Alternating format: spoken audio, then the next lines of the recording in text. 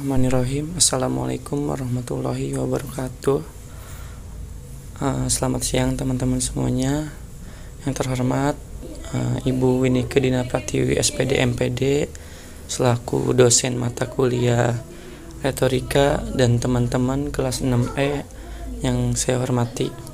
Di sini kami dari kelompok 9 akan mempresentasikan mengenai materi public speaking. Sebelumnya di sini ada nama-nama anggota kelompok dari kelompok 9.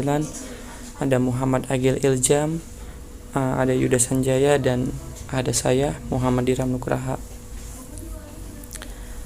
Mungkin untuk memanage waktu kita langsung ke materi.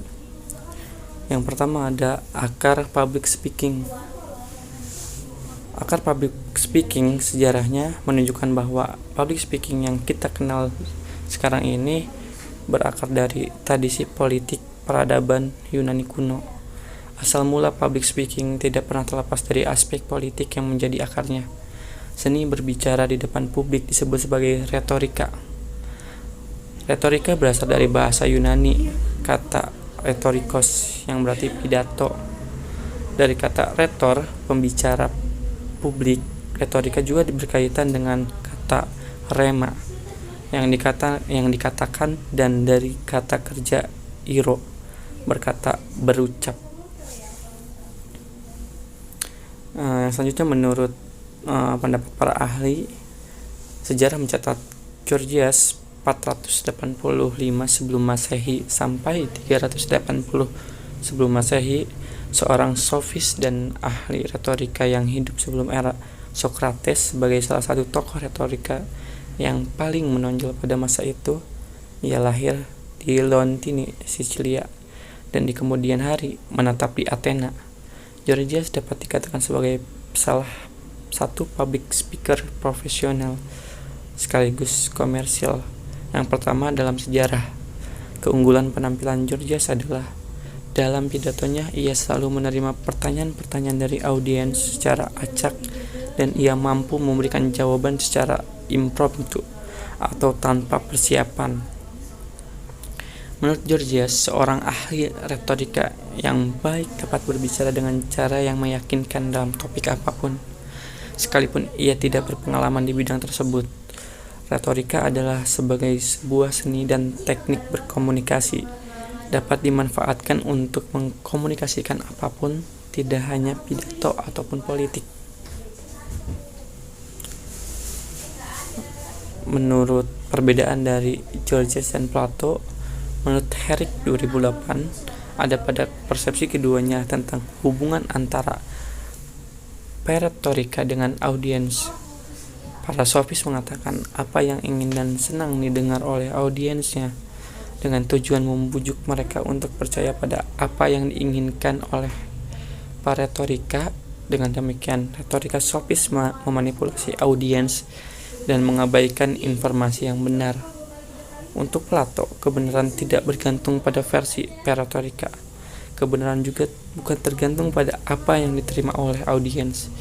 Kekuatan seorang retorika ada pada kebenaran yang absah, sementara hasil akhir yang seharusnya dicapai adalah keadilan. Menurut definisi Aristoteles, retorika adalah kemampuan dinamis, juga dapat berarti kapasitas atau kekuatan untuk mempraktekkan pada berbagai kondisi cara-cara persuasi yang tersedia.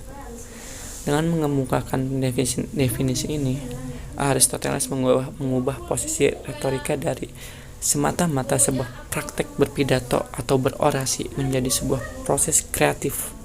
Retorika Aristoteles adalah sebuah upaya untuk menemukan argumen dan pernyataan yang persuasif sekaligus berkesan. Dalam bahasa Yunani, kata logos memiliki berbagai makna. Logos dapat berarti sebuah kata atau kata-kata jamak dalam sebuah dokumen atau pidato. Logos juga dapat diartikan sebagai makna dari gagasan yang terdapat dalam kata-kata, percakapan, argumen, atau kasus. Dalam bahasa Yunani, kata logos memiliki berbagai makna. Logos dapat berarti sebuah kata atau kata-kata jamak dalam sebuah dokumen atau pidato. Logos juga dapat diartikan sebagai makna dari gagasan yang terdapat dalam kata-kata, percakapan, argumen, atau kasus. Inti retorika adalah cara orang bernalar dan cara pengambilan keputusan tentang persoalan-persoalan publik yang penting. Logos adalah pembelajaran tentang argumen-argumen yang dikemukakan sebagai hasil dari proses penalaran yang bisa dilakukan oleh orang dalam praktik pengambilan keputusan.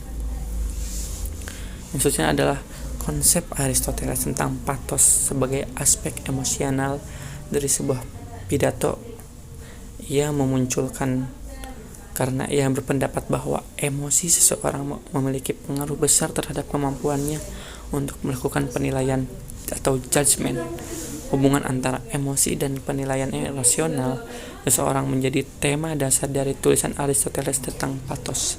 Herrick 2008 mengamati bahwa paparan mendetail Aristoteles tentang pathos sebenarnya tidak hanya difokuskan pada bagaimana cara seorang pembicara membuat jenis-jenis emosi tersebut timbul pada diri audiens, melahirkan sebuah eksposisi psikologis terperinci untuk membuat pada murid-muridnya mengerti respon-respon emosional dalam diri manusia.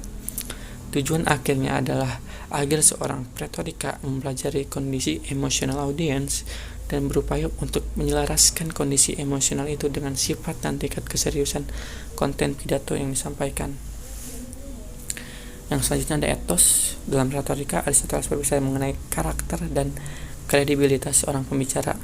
Menurutnya, kedua hal ini harus timbul dari seorang pembicara pada saat ia menyampaikan pidatonya.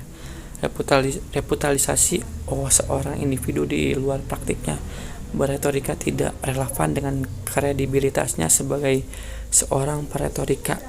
Aristoteles membagi karakter menjadi 3 bagian. Untuk mencapai etos, seorang pembicara harus memiliki 1. Kepandaian nalar yang baik. Yang kedua, integritas atau moralitas. Yang ketiga, niat baik atau euonia. Seorang peretorika yang terlatih harus mengerti karakter bagaimana yang diterima dan dipercaya oleh masyarakat yang menjadi audiensnya. Bila pathos adalah psikologi mengenai emosi manusia, maka etos dapat dikatakan sebagai sosiologi mengenai karakter manusia.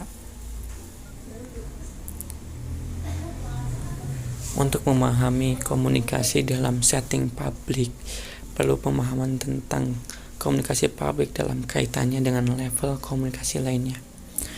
Komunikasi intrapersonal. Komunikasi intrapersonal berarti komunikasi dengan diri sendiri. Biasanya komunikasi dalam bentuk ini tidak dilakukan dengan suara tetapi melalui pikiran. Yang selanjutnya, komunikasi impersonal. Komunikasi impersonal adalah komunikasi antar 2 orang tentang informasi umum. Yang selanjutnya, komunikasi interpersonal. Komunikasi interpersonal adalah komunikasi yang terjadi antara 2 orang yang memiliki hubungan relationship. Yang selanjutnya, komunikasi kelompok. Komunikasi kelompok terjadi dalam kelompok orang yang terdiri dari 3 hingga 10 orang. Yang terakhir ada komunikasi publik. Komunikasi publik terjadi pada audiens yang terdiri lebih dari 10 orang. Salah satu bentuk komunikasi publik adalah komunikasi massa, yakni komunikasi yang ditransmisikan melalui media kepada audiens yang luas. Di sini ada gambaran komponen proses komunikasi pada publik. Di situ ada speaker, dan di situ ada audience, dan masing-masing memberikan efek, feedback, channel, dan message. Di sini ada diagram. Di sini ada tabel ya. Ini termasuk tabel atau urutan dari komunikasi.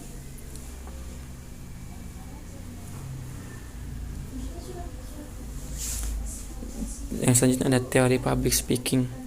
Menurut Federer and Chenoweth, public speaking ini didefinisikan sebagai percakapan presentasi secara oral yang biasanya disampaikan secara formal dalam kondisi audiens ya.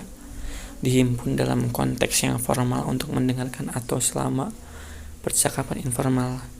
Bibi dan Bibi 2019 juga menyepakati bahwa public speaking adalah proses yang berlangsung secara formal.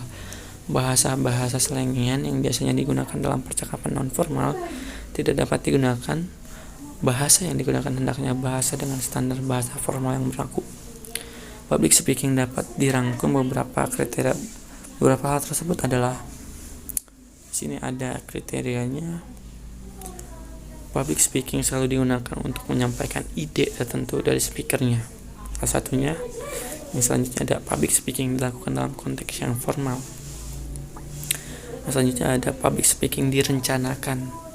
Ini yang terakhir, ada audiensi tertentu, baik sejumlah kecil maupun besar, yang menjadi pendengar dalam public speaking. Hanya seperti itu saja mungkin dari kelompok 9. Mohon maaf apabila masih terdapat kekurangan. Billahi taufiq wal hidayah. Wassalamualaikum warahmatullahi wabarakatuh.